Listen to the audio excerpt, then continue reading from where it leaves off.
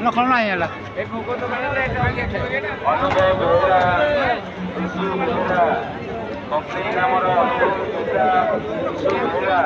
ଆପଣ କେନ୍ଦ୍ର ପାଖରେ ଆପଣ ପରିବାର ଲୋକ ଅପେକ୍ଷା କରୁଅଛନ୍ତି ଯଥାଶୀଘ୍ର ସୂଚନା କେନ୍ଦ୍ରକୁ ଆସି ଆପଣ ପରିବାର ଲୋକଙ୍କୁ ବୁଝା କରନ୍ତୁ।